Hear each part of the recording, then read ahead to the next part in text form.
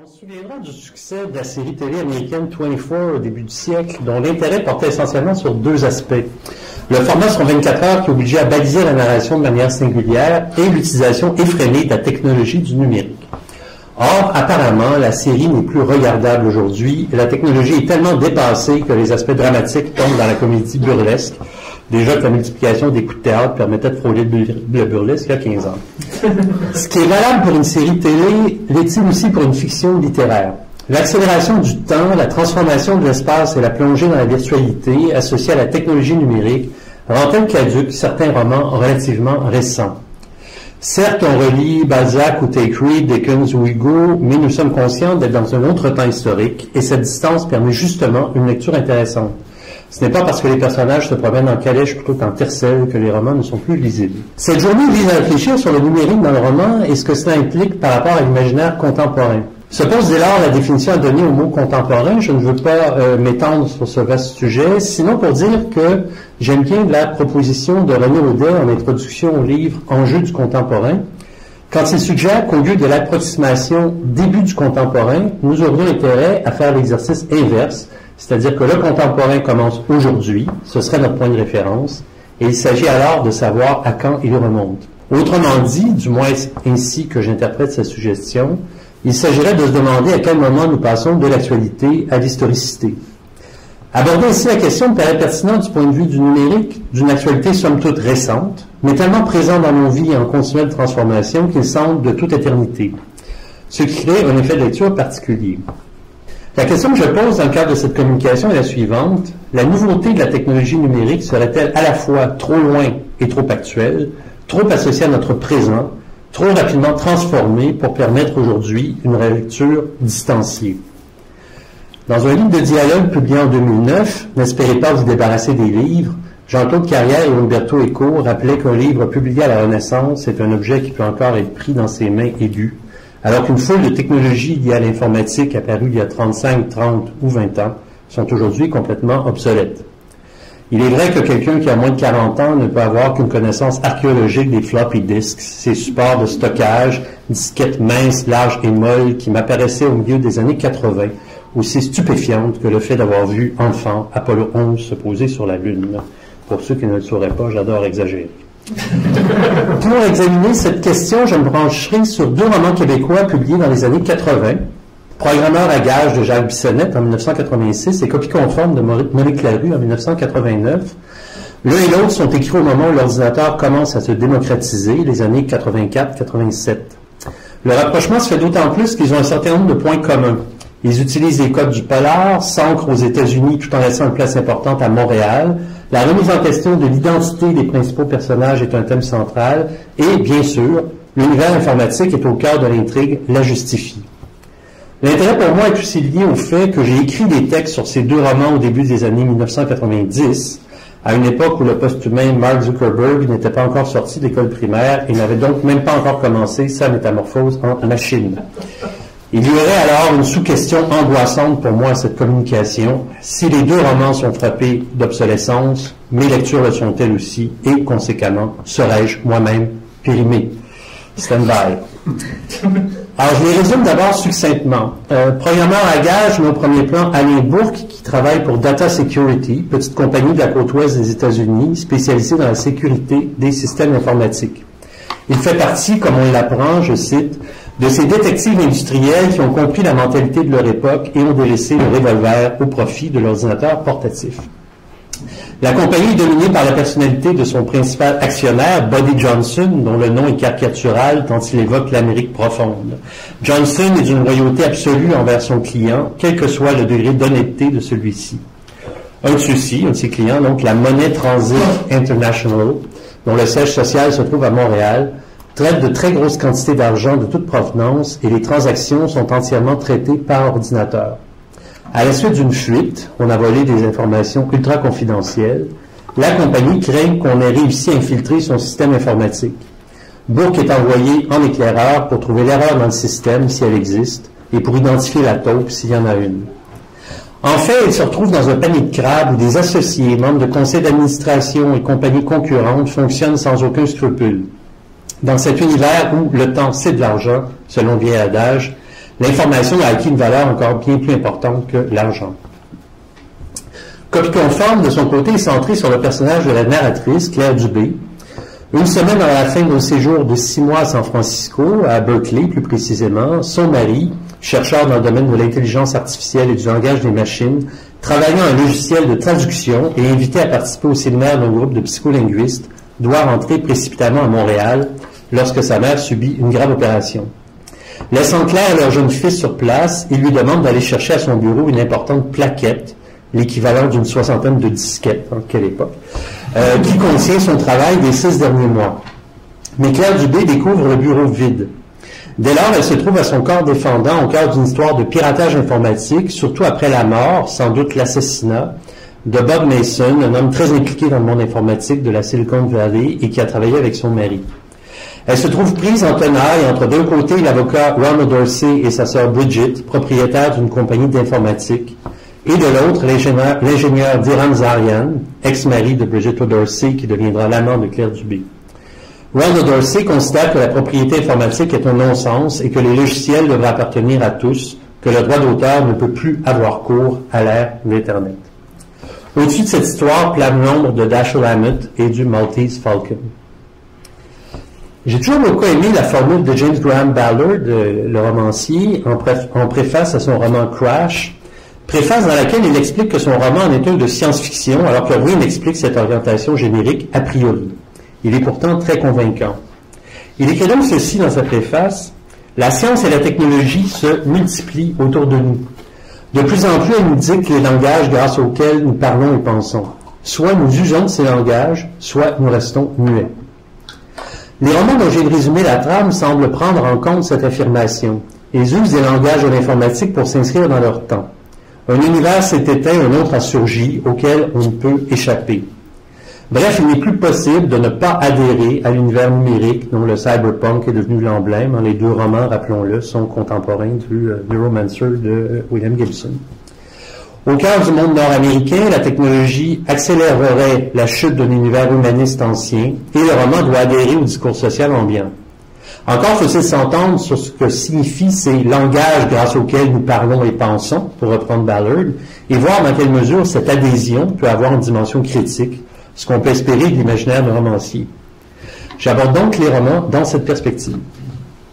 Programmeur à gage après relecture n'est pas un mauvais roman, mais il apparaît pourtant par certains côtés bien daté. Le roman de Bissonnette rappelle le genre noir, né aux États-Unis, qui s'inspire du réalisme social en faisant une large place à l'action et à la violence et en s'appuyant sur la figure du privé. On y trouve une réflexion sur les programmes d'ordinateur qui prend parfois des dimensions didactiques, au point où on ne sait plus toujours si le polar n'est pas une excuse pour rendre compte des derniers développements de la technologie informatique et de ses effets sur la société postmoderne. C'est peut-être ce hiatus, l'écart entre les informations techniques et la réalité des personnages, qui apparaît le plus frappant à la relecture. Que le cadre de Programmeur à gage soit celui d'un roman policier où une guerre sourde se manifeste entre des pouvoirs industriels n'est pas innocent. L'ordinateur a d'abord été un produit appelé à combler des besoins guerriers. Les premiers systèmes informatiques viables se développent en Angleterre pendant la Deuxième Guerre mondiale pour décoder les communications encryptées des armées allemandes et aux États-Unis pour gérer le repérage radar des missiles ennemis. Il ne faut pas s'étonner qu'ils servent dans une société dominée par la suspicion, dans un univers qui est celui de l'espionnage industriel par le biais des ordinateurs. Dans Programmeur à gage, l'Amérique du Nord se traduit par un réseau de grandes villes, Los Angeles, Boston, New York, Dallas, Montréal, forment des repères, des plaques tournantes d'où l'information circule. Il n'y a plus d'espace intermédiaire et la temporalité est bouleversée. Symptomatiquement, Book voit débarquer son patron dans le lobby de son hôtel de manière impromptue, alors que le lecteur le croyait encore en Californie. Les gens apparaissent et disparaissent, surgissant lorsque le besoin s'en fait sentir, comme si les distances ne signifiaient plus rien. Nous ne sommes plus, à première vue, ou du moins à l'époque de la sortie du roman, j'insiste sur cette précision, dans le monde sensible, empirique, qui formait naguère l'univers social auquel l'individu s'identifiait. L'environnement tel qu'il se présente dans Programmeur à gage est incarné par les modes de transmission de l'information et les aéroports. La précision des discussions techniques, le luxe des détails sur la façon d'entrer en infraction dans un ordinateur ou de protéger celui-ci, la manière dont l'intrigue s'ancre dans le monde informatique, tout cela parvenait assez bien, je crois, en 1986, à masquer la faiblesse relative, disons, du reste.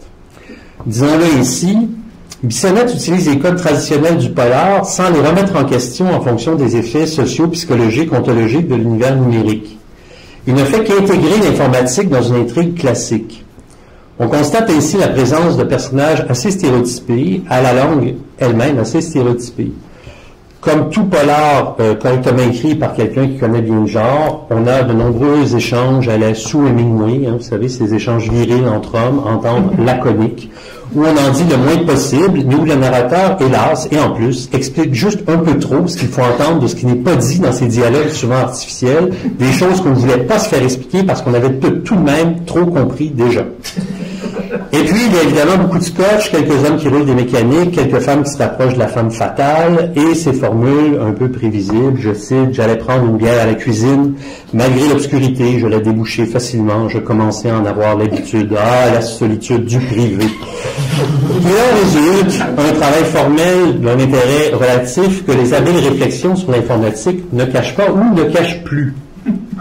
L'importance des échanges entre individus par le biais de l'écran, cet intérêt obsessionnel des personnages pour le fonctionnement des machines et leur détournement, tout cela donnait l'impression, du moins est-ce que le mien, il a plus de 25 ans, d'une métamorphose identitaire. Travaillant dans les bureaux de la Money Transit International, souvent dans la salle des machines, Alain Bourg donne l'illusion qu'il est lui-même issu des appareils qui l'entourent. Participant de plein pied à un nouveau monde communicationnel, l'enquêteur est façonné par celui-ci autant qu'il le façonne. Mais si on pouvait ressentir déjà des effets de l'univers numérique, à l'époque, à la sortie du roman, atrophie de l'espace, modification du rapport au temps, qui modifiait le tempo du roman, fondamentalement, ça ne change ni sa structure ni la psychologie des personnages. Et je dirais que l'investissement de l'auteur dans son traitement de l'univers informatique marque un net décalage avec son investissement dans le traitement des personnages qui ne sont pas à la hauteur des transformations qu'on pourrait attendre. Le temps me semble avoir eu des effets beaucoup moins négatifs sur Copie conforme de Monique Larue. Évidemment, la nouveauté technologique, le high-tech de la fin des années 80, apparaît à mains égards bien banal aujourd'hui.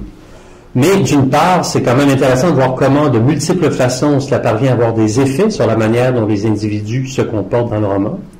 D'autre part, c'est en même temps une radiographie d'époque. En soi, ce n'est pas plus dérangeant que de lire qu'un personnage d'un roman d'Diderot écrit une lettre avec de l'encre et une plume plutôt que d'envoyer un texto. Ce qui me paraît plus intéressant, c'est de voir comment la réalité numérique permet de poser de manière originale des questions qui ébranlent l'identité du sujet et son rapport au monde. Pour ne pas prendre trop de temps, je l'énoncerai à partir de 2 points qui me paraissent centraux pour mon propos. Le premier concerne la difficulté à démêler le vrai du faux et à s'ancrer dans le réel. Je l'ai dit plus tôt, Claire Dubé se trouve soudain prise au cœur d'une histoire de piratage informatique qui la dépasse et provoque chez elle une perte de repère. Cette perte de repère est sans cesse associée à la réalité du numérique et au monde dans lequel elle se trouve, un univers qui n'est pas le sien, la région de San Francisco, l'empire du faux et de l'hyper-réalité, comme l'avait bien démontré de manière assez comique Umberto Eco. La guerre du faux date, je vous rappelle, de 1985, donc c'est vraiment la même période. On connaît la formule de Stendhal qui définissait à sa manière le roman réaliste. Un roman est un miroir que l'on promène le long de la route.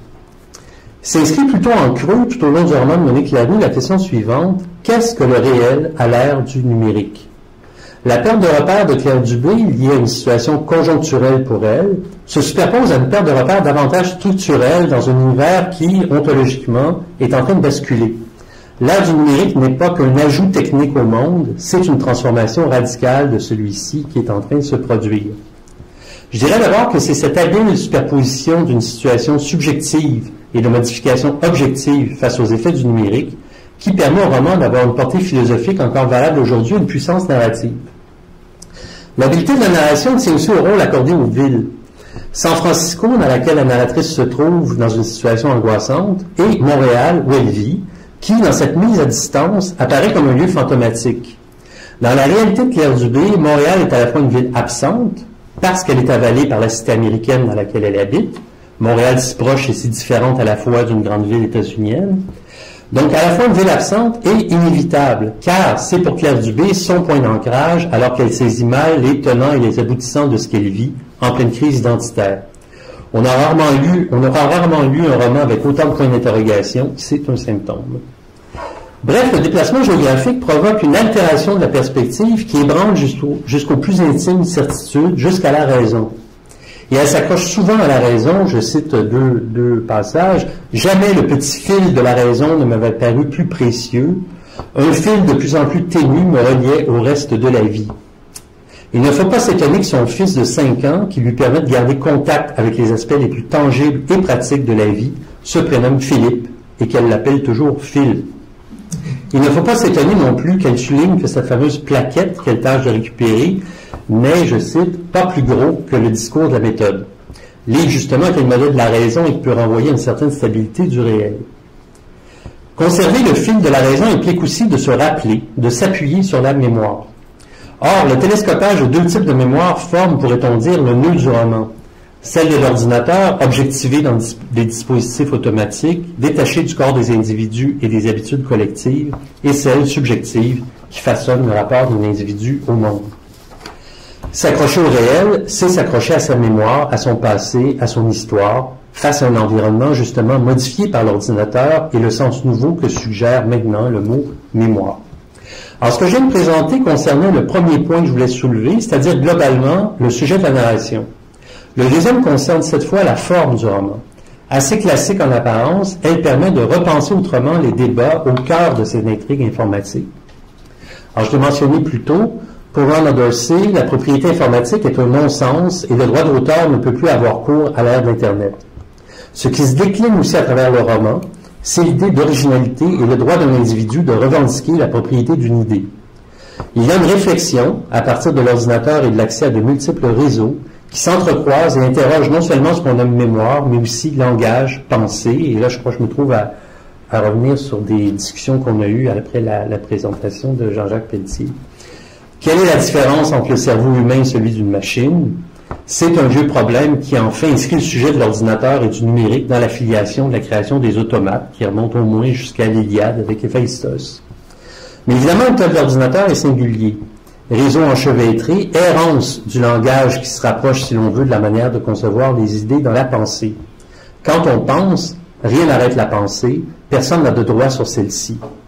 Si le réseau hypertextuel fonctionne de manière similaire, qui possède les droits sur quoi? L'hypertexte devient métaphore de la notion de valeur. Qu'est-ce qui vaut quelque chose? Qu'est-ce qui est neuf, original? Qu'est-ce qui est réel, virtuel, copie? Les frontières se brouillent et tout au long du roman, les seules affirmations tranchées portent sur le fait que rien ne paraît authentique. Mais l'intérêt tient aussi au fait qu'alors même que ces questions se posent dans la diégèse, elles se traduisent dans la structure du roman qui est une reprise du Maltese Falcon de Dashiell Hammett décalée. Je n'ai pas le temps, la liste serait trop longue, mais croyez-moi si je vous dis que dans tous ces aspects, la dynamique de copie conforme s'appuie sur le roman de Hammett, qui, je le rappelle, est justement la découverte d'un faux, une statuette finalement sans valeur pour laquelle on aura beaucoup tué pour rien.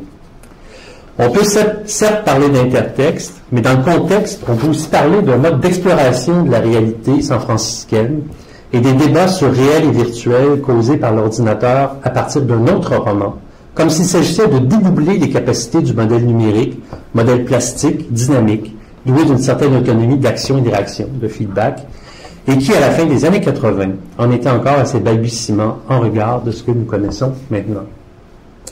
Pour conclure et résumer rapidement, au fond, si je compare les deux romans, le problème que moi je vois dans la relecture de Programmeur à gages tiendra à ce que son auteur se sert de l'informatique comme thème pour écrire un polar somme toute classique, daté à cause de son sujet, en fait de quoi sa valeur devient essentiellement historique et anthropologique.